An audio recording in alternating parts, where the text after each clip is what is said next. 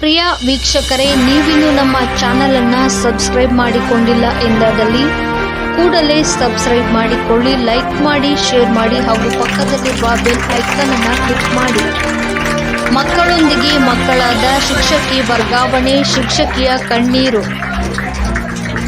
ಮುದ್ದೇಬಿಹಾಳ ತಾಲೂಕಿನ ರಕ್ಕಸಗಿಯ ಪದವಿ ಪೂರ್ವ ಕಾಲೇಜಿನಲ್ಲಿ ಸೇವೆ ಸಲ್ಲಿಸುತ್ತಿದ್ದ ಶಿಕ್ಷಕಿ ರಾಜೇಶ್ವರಿ ಎಸ್ ವರ್ಗಾವಣೆಯಿಂದ ಕಾಲೇಜು ಶಿಕ್ಷಕಿ ಭಾವುಕರಾದರು. ರಕ್ಕಸಗಿ ಪದವಿ ಪೂರ್ವ ಕಾಲೇಜಿನಲ್ಲಿ 4 ವರ್ಷ ಸೇವೆ ಸಲ್ಲಿಸಿ ಯಾದಗಿರಿ ಜಿಲ್ಲೆಯ ಸುರಪುರ ಪಿಯು ಕಾಲೇಜಿಗೆ ವರ್ಗಾವಣೆಯಾಗಿದ್ದಾರೆ. ರಾಜ್ಯಶಾಸ್ತ್ರ ವಿಷಯದಲ್ಲಿ ಸೇವೆ ಸಲ್ಲಿಸುತ್ತಿದ್ದ ಇವರು ಕಾಲೇಜಿನಲ್ಲಿ ಕ್ರಿಯಾಶೀಲರಾಗಿ ಕರ್ತವ್ಯ ನಿರ್ವಹಿಸುತ್ತಿದ್ದರು. ಮಕ್ಕಳೊಂದಿಗೆ ವಿವಿಧ ಚಟುವಟಿಕೆಗಳಲ್ಲಿ ತೊಡಗಿಸಿಕೊಳ್ಳುವ ಮೂಲಕ ಒಳ್ಳೆಯ ಗುಣಾತ್ಮಕ ಶಿಕ್ಷಣ ನೀಡುತ್ತಿದ್ದರು. ಶಿಕ್ಷಕಿಯ ವರ್ಗಾವಣೆ ಬೇಸರ ತಂದಿದೆ ಎಂದು ಕಾಲೇಜು ವಿದ್ಯಾರ್ಥಿಗಳು, ಶಿಕ್ಷಕರು ಶಿಕ್ಷಕಿಯೊಂದಿಗೆ ಭಾವುಕರಾದರು.